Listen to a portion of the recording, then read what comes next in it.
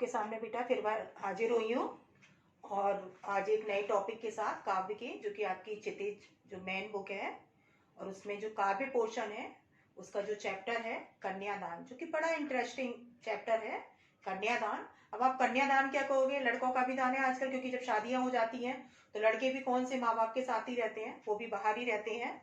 तो ये जो चैप्टर है कन्यादान, छोटा सा चैप्टर और बड़ा ही इंटरेस्टिंग चैप्टर, और इसके जो कवि हैं, रचयिता हैं, वो हैं ऋतुराज। तो सबसे पहले चैप्टर शुरू करने से पहले हम कवि के बारे में भी जानना चाहेंगे, है ना, क्योंकि पता होना चाहिए कवि के बारे में कि उन्होंने साहित्य के क्षेत्र में योगदान दिया है।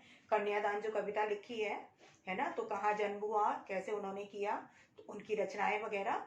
तो सबसे पहले हम उस पर ही चर्चा करेंगे। तो ऋतुराज के बारे में, तो सबसे पहले हम लेते हैं ऋतुराज के बारे में, यानी कवि का परिचय, कि कवि का क्या है परिचय। कि ऋतुराज का जन्म सन 1940 में भरतपुर में हुआ था। इनका जन्म जो हुआ था 1940 में हुआ था, और वो कहाँ हुआ था? भरतपुर में हुआ था। राजस्थान विश्वविद्यालय जयपुर से इन्होंने एमए किया था। राजस्थान विश्वविद्यालय यानी जयपुर, है ना, वहां से इन्होंने क्या किया था? एमए किया था। अब उसके बाद क्या है, 40 वर्षों तक ये अंग्रेजी साहित्य से जुड़े रहे।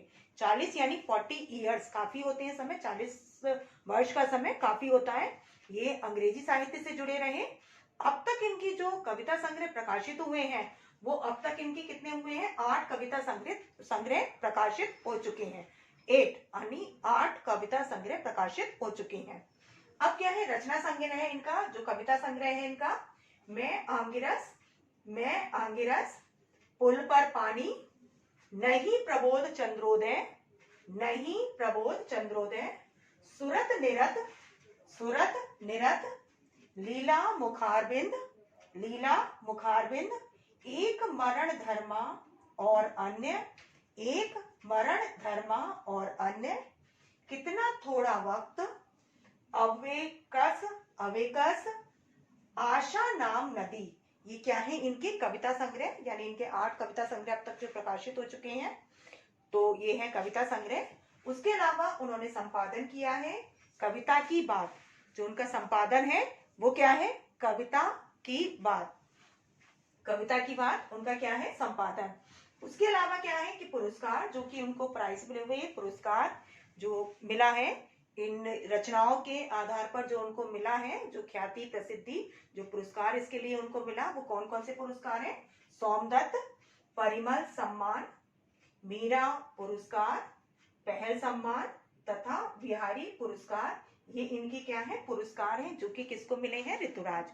तो ऋतुराज जिन्होंने कविता लिखी है और आज के परिवेश से संबंधित ही उन्होंने लिखी है।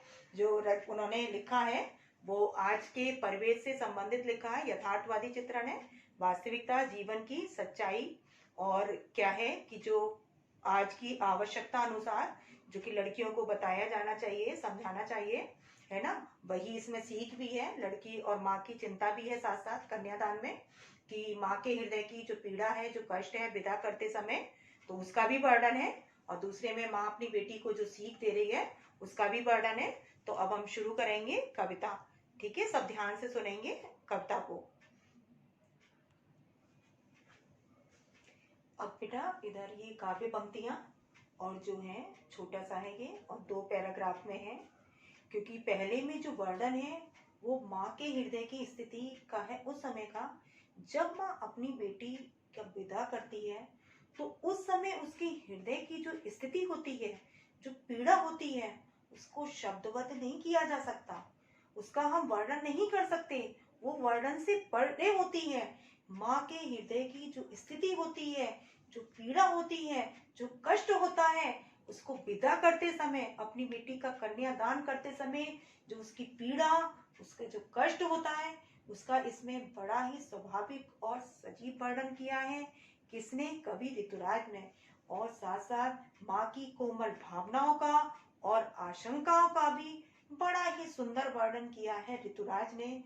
जो पहला पैराग्राफ है उसमें कि माँ के हृदय की कोमल भावनाओं का, साथ साथ जो उसकी आशंकाएं हैं अपनी बेटी को लेकर, उसका बड़ा ही सजीव, बड़ा ही सुंदर वर्णन किया है पहले पैराग्राफ में।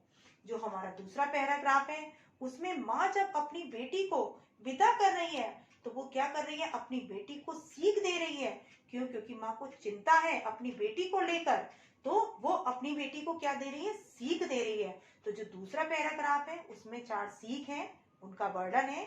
तो एक एक करके लेंगे। सबसे पहले हम संदर्भ पर चलेंगे, क्योंकि जब व्याख्या होती है अर्थ काव्य में तो संदर्भ, प्रसंग, व्याख्या, काव्य का सौंदर्य, जैसे कि सबको पता है। तो सबसे पहले संदर्भ की प्रस्तुत काव्य पंक्तियां ऋतुराज द्वारा रचित किससे ली गई है, कन्यादान, जो हमारा शीर्षक है कन्यादान कविता से अवतरित है, या शीर्षक से अवतरित है, या उद्ग्रत है, या ली गई है। तो प्रस्तुत काव्य पंक्तियां ऋतुराज द्वारा रचित कन्यादान शीर्षक से अवतरित है। क्लियर? उसके बाद जो हमारा पहले में आएगा, इसमें जो आएगा प्रसंग, वो क्या आएगा कि प्रस्तुत काव्य पंक्तियों में माँ का कन्यादान करते समय जो माँ के हृदय की पीड़ा है, व्यथा है, उसका वर्णन किया है। साथ साथ माँ के हृदय की कोमल भावनाओं का और आशंकाओं का भी बड़ा ही सुंदर ऋतुराज जी ने वर्णन किया है। तो ये हो गया हमारा, क्या हो गया, इसका प्रसंग। अब व्याख्या में आपको बताऊंगी बेटा। उससे पहले काव्य का सौंदर्य, कि काव्य का सौंदर्य क्या है कि इसमें भाषा सरल सहज खड़ी बोली है, क्योंकि बिल्कुल सरल सी है। जब आप काव्य पंक्तियां पढ़ेंगे तो आपको बिल्कुल आसान लगेगा कि बहुत आसान है कविता। तो भाषा कैसी है, सरल, सहज, और सहज पे कोई मात्रा नहीं चढ़ती। सा, हा और जा, हम बोलते हैं तो ऐसा लगता है कि एक ही मात्रा है, लेकिन जब लिखते हैं तो सा, हा और जा, सहज। तो भाषा कैसी है, सरल है, सहज है, खड़ी बोली है। संस्कृत के तत्सम शब्द भी आएंगे, जहां तहां जो आएंगे मैं आपको बताऊंगी कि जहां जहां आएगा, जैसे वाचना आया है, अंतिम है ना, प्रामाणिक है, और लयबद्ध है, और तुकों है, पाठिका है, पंक्तियों, ये इसमें क्या है, संस्कृत के तत्सम शब्द भी हैं। उसके अलावा मुक्तक छंद में लिखा हुआ है, जो छंद है वो है मुक्तक छंद। इसके अलावा इसमें माँ के हृदय की कोमल भावनाओं का और आशंकाओं का बड़ा ही सुंदर चित्रण किया है ऋतुराज जी ने। तो ये है इसका काव्य का सौंदर्य, किसका, पहले का। अब सबसे पहले हम आते हैं अर्थ पर, आते हैं कि कितना प्रामाणिक था उसका दुख लड़की को दान में देते वक्त, जैसे वही उसकी अंतिम पूंजी हो। लड़की अभी सयानी नहीं थी कि उसे सुख का तो आभास होता था, लेकिन दुख बांचना नहीं आता था। पाटिका थी वह धुंधले प्रकाश की, कुछ तुकों और कुछ लयबद्ध पंक्तियों की। अब लाइन लेते जाएंगे एक दो दो, कि कितना प्रामाणिक था उसका दुख लड़की को दान में देते वक्त। कि ये जो कन्यादान की परंपरा है वो आज की परंपरा नहीं है, पुरानी परंपरा है, प्राचीन परंपरा है। ये कन्यादान कोई आज का दान नहीं है, प्राचीन समय से चला आ रहा है, जिसका की वर्णन क्या है, हमारे पुराणों में भी जिसका वर्णन है। प्रामाणिक यानी प्रामाणिक है, प्रूफ है। प्रामाणिक का मतलब क्या है, प्रूफ, कि जिसका वर्णन किसमें है, पुराणों में भी है। कि जो कन्यादान की परंपरा है वो आज की परंपरा नहीं है, बल्कि क्या है, प्राचीन परंपरा है। ये कन्यादान करने की जो रीति है, जो ये रिवाज है, वो प्राचीन समय से चली आ रही है। कन्यादान जैसे आपने सीता वगैरह का देखा, उर्मिला का, सीता का, सब विवाह के बाद क्या है, अपने घर गई है। तो ये आज की परंपरा नहीं है, ये क्या है, प्राचीन परंपरा। और इसका क्या है, प्रूफ है, पुराणों में भी इसका क्या है, वर्णन है। तो प्रामाणिक का मतलब क्या है, प्रूफ होना, यानी पुराणों में जिसका वर्णन है। और उसका दुख लड़की को दान में, और जो लड़की को दान में देते वक्त जो माँ के हृदय की स्थिति होती है, उसका हम वर्णन नहीं कर सकते, उसको हम क्या है, शब्दबद्ध नहीं कर सकते, है ना। वो वर्णन से क्या है, परे है। उस दुख का हम क्या है, वर्णन किसी भी तरह से नहीं कर सकते, जो कि क्या है, असंभव है, जिसको नहीं किया जा सकता, शब्दबद्ध नहीं किया जा सकता। अब आगे जो कवि है वो क्या कह रहे हैं, कि जैसे वही उसकी अंतिम पूंजी हो। अब माँ को उस समय क्या लगता है कि जैसे वो जीवन भर की क्या है, जमा पूंजी किसी दूसरे व्यक्ति को सौंपने जा रही है। क्यों? क्योंकि माँ क्या है, अपनी बेटी को जन्म देती है ना। उसको क्या करती है, भले बुरे की पहचान बताती है, उसमें उचित संस्कार डालती है ना, उसका पालन पोषण करती है ना। कौन करती है? सब माँ। कि जन्म देना, जन्म के साथ उसका पालन पोषण करना, उसे अच्छे बुरे की पहचान बताना, है ना। उसके अलावा उसे समाज के योग्य बनाना, व्यवहारिक जीवन के योग्य बनाना, कि लड़की व्यवहारिक जीवन के योग्य बन सके, समाज में वो खड़ी हो सके, लोगों का मुकाबला कर सके। तो ये सारी सीख कौन देती है? माँ। तो जब उसको लगता है माँ को कि वो अपने जीवन भर की जो जमा पूंजी है वो किसी दूसरे को सौंपने जा रही है, साथ में चिंता भी रहती है उसको कि वो जो सौंपने जा रही है किसी दूसरे के हाथ में, ऐसे के हाथ में सौंपने जाए कि जहां उसकी बेटी का जीवन कैसा रहे, सुख में। जैसे हमारा होता है ना कि हम पूंजी संचित करते हैं और जब हम अंतिम पूंजी खर्च करने जाते हैं बड़ा सोच समझ के कि हमारी पूंजी सही जगह खर्च हो, वैसे ही क्या है कि माँ अपनी बेटी को उस समय लगता है कि उसकी जो अंतिम पूंजी है, कौन? बेटी, जो पाल पोष कर पड़ी की है, अब वो यदि किसी दूसरे को सौंपने जा रही है तो ऐसे घर में जाए कि जहां पर उसकी बेटी कैसी रहे, सुखी रहे।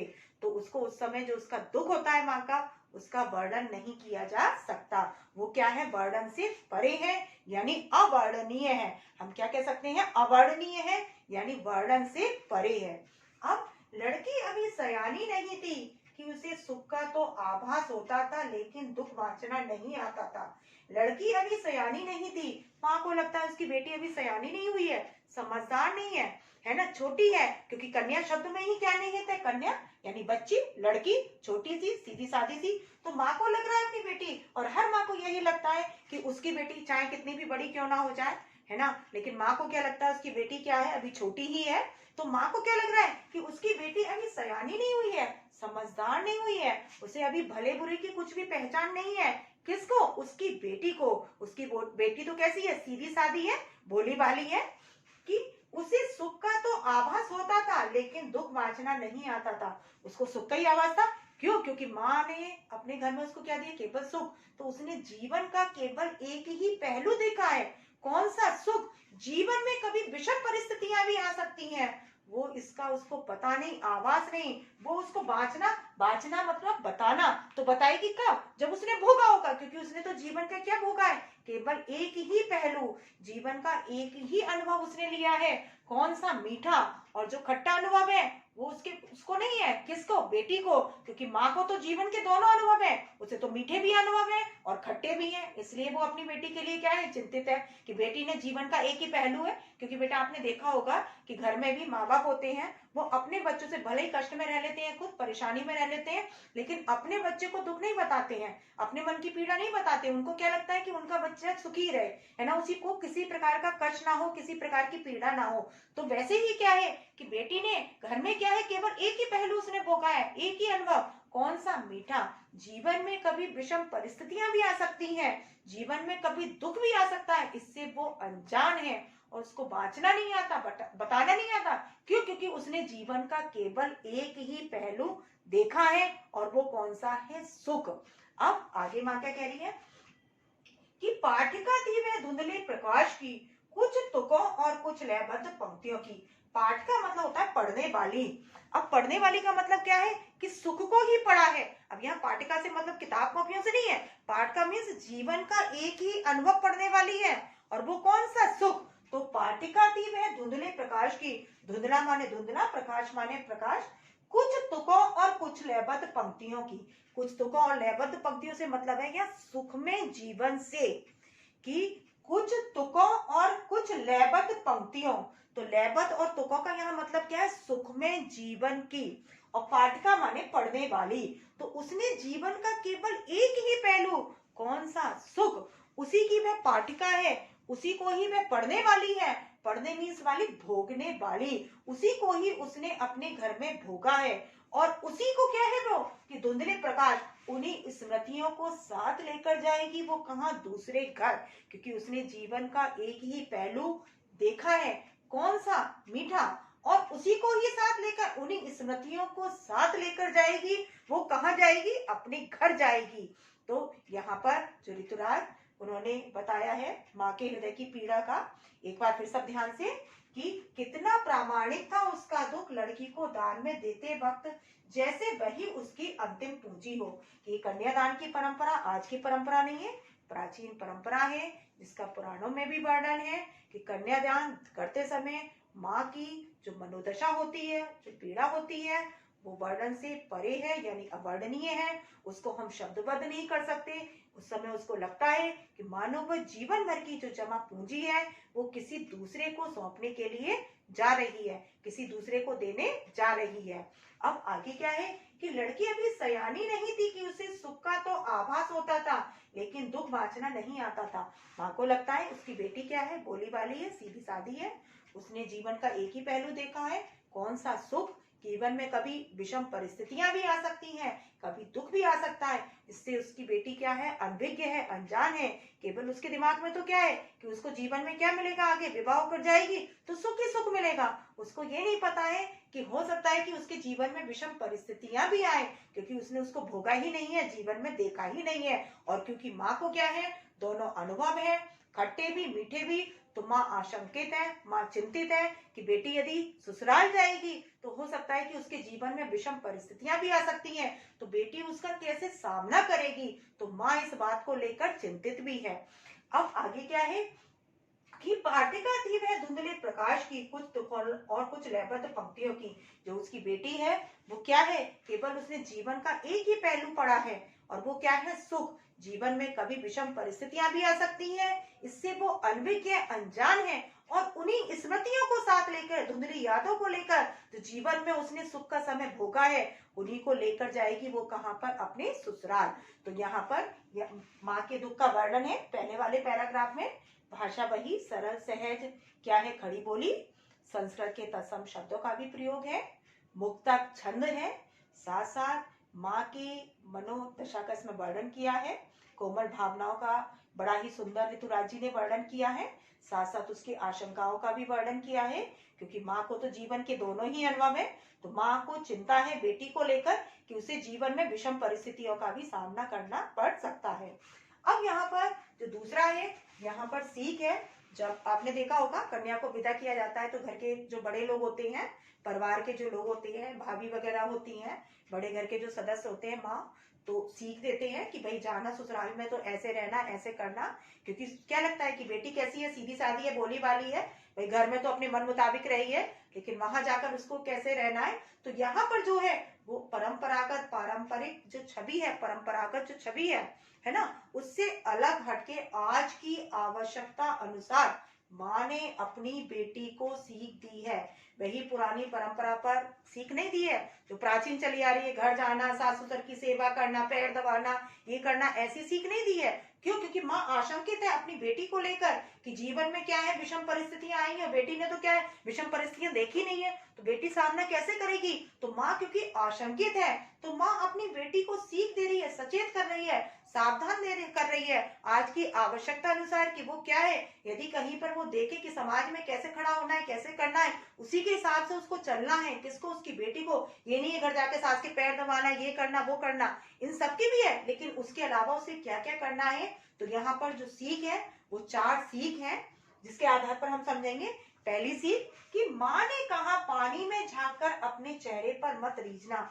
माँ की जो पहली सीख वो क्या सीख है कि जब अपने ससुराल में जाओ तो किसमें, पानी में झांककर, यानी पानी में देखकर। पानी से मतलब है दर्पण, यानी शीशा, आईना, मिरर, उसमें अपने रूप सौंदर्य को देखकर गर्व न करना, घमंड न करना। ये माँ की पहली सीख सचेत कर रही है कि घर के प्रति क्या कर्तव्य है, क्या दायित्व है, उनका पालन करना। क्योंकि आपने देखा होगा घर में भी ये भाभी वगैरह आती हैं, आप लोगों ने देखा होगा, इस चीज को महसूस किया होगा कि जब घर आती हैं तो अपने साज श्रृंगार बनावट इसी में ही सारा समय निकाल देती है। घर के प्रति भी उनकी रेस्पॉन्सिबिलिटीज है, उनकी जिम्मेदारियां हैं, उनसे वो मुंह मोड़े रहती हैं। उन पर वो ध्यान नहीं देती कि घर में क्या चल रहा है और क्या उनको करना चाहिए, क्या योगदान देना चाहिए, तो उसको वो ध्यान नहीं देती। तो माँ अपनी बेटी को पहली सीख क्या दे रही है कि दर्पण में अपने रूप सौंदर्य को देखकर कभी गर्व मत करना, कभी घमंड ना करना। घर के प्रति क्या जिम्मेदारियां हैं, क्या कर्तव्य हैं, उनका उचित निर्वहन करना। ये माँ की क्या है, पहली सीख। और ये हमारे लड़के लड़कियां दोनों, जरूरी नहीं लड़कियां, क्योंकि मैंने अभी बताया ना, लड़के तो बाहर रहते ही हैं और मिलकर ही गृहस्थी को चलाना होता है, लड़के और लड़कियां, क्योंकि क्या है आज हमारे संविधान में भी क्या है, लिखित रूप में है, लड़के और लड़कियों को समान अधिकार। यदि लड़कियां कमा कर ला रही हैं तो लड़कों को भी घर का काम करना पड़ता है, सब कुछ देखना होता है, और मिलकर जब चलेंगे, क्योंकि जीवन के दो पहलू है, पहिए हैं, एक के बिना दूसरा क्या है, अपूर्ण है, तो दोनों को जिम्मेदारी तो अपने आप उठानी होगी। और जिसमें तालमेल बना रहता है लड़के लड़कियों में शादी के बाद, तो वो घर भी क्या है, गृहस्थी बहुत अच्छे से चलती है, चाहे वो आपकी ज्वाइंट फैमिली में हो, चाहे आप अलग रह रहे हो, सर्विस में हो, लेकिन तभी तालमेल अच्छा बना रहता है बेटा, है ना। ये सीख है, प्रैक्टिकल सीख मैं दे रही हूँ, आप लोग को बता रही हूँ, साथ साथ आज के परिवेश की जो की है। अब दूसरा क्या है, आग रोटियां सेकने के लिए है, जलने के लिए नहीं, कि रसोई की जो आग होती है उसका प्रयोग केवल रसोई तक सीमित रहे, है ना, केवल उसका प्रयोग किसका, रोटी बनाने तक ही किया जाए। क्योंकि क्या होता है, जब शादी के बाद घर में तो मन मुताबिक होता है लड़की के, जब देखा होगा लड़की दूसरे घर चली जाती है, मन मुताबिक नहीं आता, तो क्या आत्महत्या कर लेती है, क्रोध के मारे, क्या है, गुस्सा में आग बबूला हुई, और क्रोध में तो क्या होता है, व्यक्ति अविवेकी हो जाता है, अंधा हो जाता है, उसे सोचने समझने की शक्ति नहीं रहती। तो वैसे ही क्या है, लड़के जब मन मुताबिक नहीं हुआ तो कई बार क्या करती है, गलत रास्ता चुन लेती है। दूसरे क्या है, माँ सचेत कर रही है कि दहेज जैसी कुप्रथा जो समाज में फैली हुई है, तो उसके लिए क्या होता है, जो ससुराली जन होते हैं वो कई बार क्या करते हैं कि दहेज बार या पैसे के उसमें लालच में आकर क्या कर देते हैं, लड़कियों को जला देते हैं, मार देते हैं, या उन्हें बाध्य कर देते हैं, विवश कर देते हैं। तो माँ अपनी बेटी को दूसरी सीख क्या दे रही है, कि रसोई की आग का प्रयोग केवल रसोई तक सीमित रहे, उसका प्रयोग जलने जलाने जैसे अनुचित कार्य में न किया जाए। ये माँ की क्या है, दूसरी सीख। तीसरा, कि वस्त्र और आभूषण शाब्दिक भ्रमों की तरह बंधन है स्त्री जीवन के। यहाँ तक दो लाइनें एक साथ चलेंगी, कि वस्त्र और आभूषण शाब्दिक भ्रमों की तरह बंधन है स्त्री जीवन के। कि लड़कियों की सबसे बड़ी कमजोरी क्या होती है, वस्त्र और आभूषण, ये लड़कियों की सबसे बड़ी कमजोरी होती है। यदि उनको लाकर मिलता रहे तो वो क्या है, खुश रहेंगी, फिर वो ध्यान नहीं देंगी। तो माँ सचेत कर रही है अपनी बेटी को, क्योंकि माँ को तो जीवन के दोनों अनुभव है, खट्टे मीठे, तो माँ सचेत कर रही है कि कई बार पुरुष वर्ग क्या करता है, इसका गलत फायदा उठाता है। लड़कियों को आभूषण लाकर दे दिए, है ना, गहने लाकर दे दिए, लड़कियों को वस्त्र सुंदर सुंदर लाकर दे दिए, लड़की क्या है, उसी में ही अपने मस्त है, और बाहर क्या कर रहे हैं, वो अनुचित कार्य कर रहे हैं, तो इससे वो लड़की क्या रहती है, अनजान। तो माँ अपनी बेटी को सीख दे रही है कि वस्त्र और आभूषण स्त्री जीवन के सबसे बड़ी कमजोरी है, और लड़कियां क्या है, इनके बंधन में बंध जाती है। तो माँ सचेत कर रही है कि इनके बंधन में ना बंधना। तो ये माँ की क्या है, तीसरी सीख। अब चौथी और महत्वपूर्ण क्या है, यहाँ पर विरोधाभास अलंकार भी है, सब ध्यान देने की, क्योंकि विरोधाभास है कि माँ ने कहा लड़की होना पर लड़की जैसी दिखाई मत देना। तो माँ की जो चौथी और महत्वपूर्ण सीख है, यहाँ पर है विरोधाभास अलंकार। विरोधाभास अलंकार में क्या है, लड़की होना और लड़की जैसी दिखाई मत देना, तो क्या हो गया, विरोधाभास अलंकार। तो आप काव्य का सौंदर्य में डाल सकते हैं कि लास्ट की दो पंक्तियों में क्या है, अंतिम दो पंक्तियों में विरोधाभास अलंकार है, और साथ साथ क्या है कि इसमें कि माँ की जो क्या है, सीख है, परंपरागत छवि से अलग, माँ ने जो सीख दी है पारंपरिक शब्द से अलग, आज की आवश्यकता अनुसार, तो वो सीख भी है इसमें। और साथ साथ क्या है, दो लाइनों में कि विरोधाभास अलंकार, कि माँ ने कहा लड़की होना पर लड़की जैसी दिखाई मत देना। माँ की जो चौथी महत्वपूर्ण सीख, कि लड़की की तरह स्वाभाविक गुण रखना, लज्जा है, शालीनता है, कोमलता है, मृदुता है, मधुरता है, जितने भी लड़कियों में स्वाभाविक गुण होते हैं ये सारे गुण रखना, लेकिन कहीं कि लड़की जैसी दिखाई मत देना। कहीं यदि अन्याय हो रहा हो, अत्याचार हो रहा हो, तो उसे सहन ना करना, बल्कि उसका क्या करना, खुलकर विरोध करना, क्योंकि अन्याय करने वाले से भी बड़ा दोषी कौन होता है, अन्याय को सहन करने वाला। तो माँ ने अपनी बेटी को सचेत किया है, सीख दी है कि लड़की होना लेकिन लड़की जैसी दिखाई मत देना। ये माँ की चौथी और महत्वपूर्ण सीख है, किसकी, माँ की। तो पहली सीख क्या है, माँ ने कहा कि दर्पण में अपने रूप सौंदर्य को देखकर गर्व ना करना, है ना, घर के प्रति जो जिम्मेदारियां हैं, रेस्पॉन्सिबिलिटीज है, उन पर ध्यान देना। दूसरा जो माँ की सीख है कि आग रोटियां सेकने के लिए है, जलने के लिए नहीं।